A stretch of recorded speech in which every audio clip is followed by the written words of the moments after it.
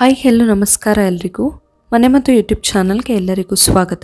ಈರುಳ್ಳಿ ತುಂಬ ಜನ ಬಳಸುವಂಥದ್ದಲ್ವಾ, ಅಡುಗೆಯಲ್ಲಿ ಇರಬಹುದು, ಯಾವುದೇ ರೀತಿಯಲ್ಲಿ ಇರಬಹುದು, ಔಷಧವಾಗಿ ಕೂಡ ಬಳಸಬಹುದು. ನಾವು ಇವತ್ತಿನ ವಿಡಿಯೋದಲ್ಲಿ ಈರುಳ್ಳಿಯನ್ನು ನಾವು ಯಾಕೆ ಬಳಸಬೇಕು, ಯಾವ ರೀತಿಯಲ್ಲಿ ಬಳಸಿದ್ರೆ ನಮ್ಮ ದೇಹಕ್ಕೆ ಒಳ್ಳೆಯದು ಅನ್ನೋದನ್ನು ಹೇಳ್ತಾ ಇದ್ದೀನಿ.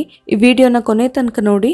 ಹಾಗೆ ನನ್ನ ಚಾನಲ್ನ ನೀವಿನ್ನೂ ಸಬ್ಸ್ಕ್ರೈಬ್ ಮಾಡಿಲ್ಲ ಅಂದರೆ ಮನೆಮದ್ದು ಯೂಟ್ಯೂಬ್ ಚಾನಲ್ನ ಸಬ್ಸ್ಕ್ರೈಬ್ ಮಾಡಿ. ಹಾಗೆ ಇದೇ ತರಹದ ವಿಡಿಯೋಗಳ ನೋಟಿಫಿಕೇಶನ್ಗಾಗಿ ಬೆಲ್ ಐಕಾನ್ನ ಕ್ಲಿಕ್ ಮಾಡಿ. ಮೊದಲನೆಯದು, ನಮ್ಮ ದೇಹದಲ್ಲಿರುವಂತಹ ಫ್ಯಾಟ್ ಏನಿರುತ್ತೆ, ಕೊಬ್ಬು ಏನಿರುತ್ತೆ, ಅದನ್ನು ಕರಗಿಸೋಕೆ ಈ ಈರುಳ್ಳಿ ಹೆಲ್ಪ್ ಮಾಡುತ್ತೆ. ನಾವು ಹಸಿಯಾಗಿ ಆದರೂ ತಿನ್ನಬಹುದು ಅಥವಾ ಅಡುಗೆಯಲ್ಲಿ ಕೂಡ ಬೇರೆ ಬೇರೆ ರೀತಿಯಲ್ಲಿ ಬೇಯಿಸಿ ಕೂಡ ನಾವು ಯೂಸ್ ಮಾಡಬಹುದು. ಇದರಿಂದ ಎಕ್ಸ್ಟ್ರಾ ಫ್ಯಾಟ್ ಇದ್ದರೆ ಅದು ಬರ್ನ್ ಆಗುತ್ತೆ. ಅದೇ ರೀತಿಯಲ್ಲಿ ನಮ್ಮ ದೇಹದಲ್ಲಿರುವಂತಹ ಕೊಲೆಸ್ಟ್ರಾಲ್ ಪ್ರಮಾಣವನ್ನು ಕಡಿಮೆ ಮಾಡ್ಕೊಳ್ಳೋದಕ್ಕೆ ಕೂಡ ಈ ಈರುಳ್ಳಿ ಹೆಲ್ಪ್ ಮಾಡುತ್ತೆ. ಇನ್ನು ಸೆಕೆಂಡ್ ಪಾಯಿಂಟ್ ಅಂತ ಹೇಳಿದರೆ, ಯೂರಿನ್ ಇನ್ಫೆಕ್ಷನ್ಗೆಲ್ಲ ಒಂದು ಬೆಸ್ಟ್ ಮನೆಮದ್ದು ಅಂತಲೇ ಹೇಳ್ಬೋದು. ಇದನ್ನು ಕೂಡ ನಾವು ಅಡುಗೆಯಲ್ಲೆಲ್ಲ ಬಳಸಬಹುದು ಅಥವಾ ಹಸಿಯಾಗಿ ಕೂಡ ತಿಂತಾರೆ ಕೆಲವೊಬ್ಬರು. ಯೂರಿನ್ ಇನ್ಫೆಕ್ಷನ್ ಆಗಿದ್ರೆ ಅಥವಾ ಮೂತ್ರಕೋಶದಲ್ಲಿ ಏನಾದರೂ ಸೋಂಕು ಥರ ಆಗಿದ್ರೆ, ಕಿಡ್ನಿ ಸ್ಟೋನ್ ಇದ್ದರೆ, ಈ ಥರ ಎಲ್ಲ ಪ್ರಾಬ್ಲಮ್ಸ್ಗಳಿಗೆ ನಾವು ಆನಿಯನ್ನನ್ನು ಒಂದು ಮನೆಮದ್ದು ಅಂತಲೇ ಕೂಡ ಕನ್ಸಿಡರ್ ಮಾಡಬಹುದು.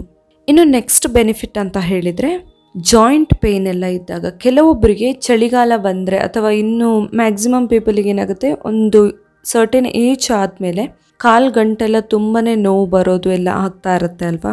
ಸೊ ಇದಕ್ಕೆ ಕೂಡ ಆನಿಯನ್ ಒಂದು ಬೆಸ್ಟ್ ಮನೆಮದ್ದು. ಆನಿಯನ್ ಪೇಸ್ಟನ್ನು ಮಾಡಿ ಹಚ್ಕೊಂಡು ಅಲ್ಲಿ ಬೇಕಂದರೆ ನಾವು ಬಟ್ಟೆಯನ್ನು ಕಟ್ಕೊಳ್ಬಹುದು. ಅದು ನೋವನ್ನು ಎಳೆಯುತ್ತೆ. ಹಾಗಾಗಿ ನಾವು ಗಂಟು ನೋವು, ಸಂದು ನೋವೆಲ್ಲ ಇದ್ದರೆ ಕಡಿಮೆ ಮಾಡ್ಕೊಳ್ಳೋದಕ್ಕೆ ಈರುಳ್ಳಿನ ಯೂಸ್ ಮಾಡಬಹುದು. ಇನ್ನೊಂದು ವೆರಿ ಇಂಪಾರ್ಟೆಂಟ್ ಅಂತ ಹೇಳಿದರೆ, ನಾರ್ಮಲ್ ಆಗಿ ಇನ್ಫೆಕ್ಷನ್ ಆಗಿ ಶೀತ, ಕೆಮ್ಮು, ಕಫ, ಗಂಟಲು ನೋವು ಈ ಥರ ಪ್ರಾಬ್ಲಮ್ಸ್ ಎಲ್ರಿಗೂ ಕಾಡ್ತಾ ಇರುತ್ತೆ ಅಲ್ವಾ. ಇವಾಗಂತೂ ವೆದರ್ ಹೇಳೋದೇ ಬೇಡ, ದಿನಕ್ಕೆ ಒಂದೊಂದು ರೀತಿ ಇರುತ್ತೆ. ಸೊ ತುಂಬ ಜನ ಸಫರ್ ಪಡ್ತಾ ಇರ್ತಾರೆ. ಆ ಥರ ಇರುವವರಿಗೆ ಈರುಳ್ಳಿ ಒಂದು ಬೆಸ್ಟ್ ಮನೆಮದ್ದು ಅಂತಲೇ ಹೇಳ್ಬೋದು. ನಾವು ಬೇರೆ ಬೇರೆ ರೀತಿಯಲ್ಲಿ ಯೂಸ್ ಮಾಡಬಹುದು. ಈರುಳ್ಳಿಯನ್ನು ಸುಟ್ಟು ಯೂಸ್ ಮಾಡ್ಬೋದು ಅಥವಾ ಅದರ ರಸ ತೆಗೆದು ಯೂಸ್ ಮಾಡಬಹುದು. ಜೇನುತುಪ್ಪದ ಜೊತೆ, ಕಾಳುಮೆಣಸಿನ ಜೊತೆ, ತುಳಸಿ ರಸ. ಸೊ ಬೇರೆ ಬೇರೆ ರೀತಿಯ ಮನೆಮದ್ದುಗಳನ್ನಾಗಿ ನಾವು ಮಾಡಬಹುದು. ಇದೇ ತರಹದ ಕೆಲವೊಂದು ಮನೆಮದ್ದುಗಳ ವಿಡಿಯೋನ ನಾನು ಆಲ್ರೆಡಿ ಶೇರ್ ಮಾಡಿದ್ದೆ. ಶೀತ, ಕೆಮ್ಮು, ಕಫ, ಗಂಟಲು ನೋವು ಎಲ್ಲದಕ್ಕೂ ಕೂಡ ಆ ವಿಡಿಯೋಗಳನ್ನು ಕೂಡ ನೋಡಿ. ಸೊ ಈ ಇನ್ಫೆಕ್ಷನ್ಗೆಲ್ಲ ಒಂದು ಬೆಸ್ಟ್ ಮನೆಮದ್ದು ಇದು. ನಾವು ಅಡುಗೆಯಲ್ಲಿ ಕೂಡ ಜಾಸ್ತಿ ಬಳಸಬಹುದು. ಇನ್ನೊಂದು ಬೆನಿಫಿಟ್ ಅಂತ ಹೇಳಿದರೆ, ಹಾರ್ಟ್ಗೆ ತುಂಬಾ ಒಳ್ಳೆಯದಿದು. ಯಾಕಂದರೆ ನಾನು ಅವಾಗಲೇ ಹೇಳ್ದಂಗೆ ನಮ್ಮ ದೇಹದಲ್ಲಿರುವಂತಹ ಕೊಲೆಸ್ಟ್ರಾಲ್ ಪ್ರಮಾಣವನ್ನು ಕಡಿಮೆ ಮಾಡುತ್ತೆ. ಅದರ ಜೊತೆಯಲ್ಲಿ ಬ್ಲಡ್ ಕ್ಲಾಟ್ ಆಗದೆ ಇರೋ ಥರ ನೋಡ್ಕೊಳ್ಳುತ್ತೆ. ನಮ್ಮ ಬ್ಲಡ್ ಥಿನ್ ಆಗೋದಕ್ಕೆ, ಅಂದರೆ ಸರಾಗವಾಗಿ ಬ್ಲಡ್ ಸರ್ಕ್ಯುಲೇಷನ್ ಆಗೋದಕ್ಕೆ ಎಲ್ಲ ಇದು ಹೆಲ್ಪ್ ಮಾಡುತ್ತೆ. ಹಾಗಾಗಿ ನಾವು ಇದನ್ನು ಜಾಸ್ತಿ ಬಳಸಬಹುದು.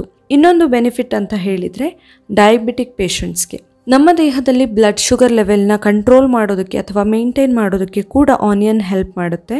ಇನ್ನು ನೆಕ್ಸ್ಟ್ ಬೆನಿಫಿಟ್ ಅಂತ ಹೇಳಿದರೆ, ನಮ್ಮ ಕೂದಲಿನ ಆರೋಗ್ಯಕ್ಕೆ, ಕೂದಲಿಗಂತೂ ತುಂಬಾ ಒಳ್ಳೆಯದು. ಇವಾಗೆಲ್ಲ ಅಂತೂ ಅದನ್ನು ಈರುಳ್ಳಿಯನ್ನು ಯೂಸ್ ಮಾಡಿ ಶಾಂಪೂ ಎಲ್ಲ ಬರ್ತಾ ಇದೆ, ಹೇರ್ ಆಯಿಲ್ ಎಲ್ಲ ಕೂಡ ಬರ್ತಾ ಇದೆ. ಸೊ ನಾವು ಮನೆಯಲ್ಲೇ ಬೇಕಂದ್ರೂ ಮಾಡ್ಕೊಳ್ಬಹುದು. ಈರುಳ್ಳಿ ರಸವನ್ನು ತೆಗೆದು ನಾವು ಡೈರೆಕ್ಟಾಗಿ ಅಪ್ಲೈ ಮಾಡ್ಬೋದು ಅಥವಾ ಅದನ್ನ ಬೇರೆ ಏನಾದರೂ ಇಂಗ್ರೀಡಿಯೆಂಟ್ಸ್ನ ಆ್ಯಡ್ ಮಾಡಿಕೊಂಡು ಅಪ್ಲೈ ಮಾಡ್ಕೊಳ್ಬಹುದು ಕೂದಲಿಗೆ ಎಲ್ಲ.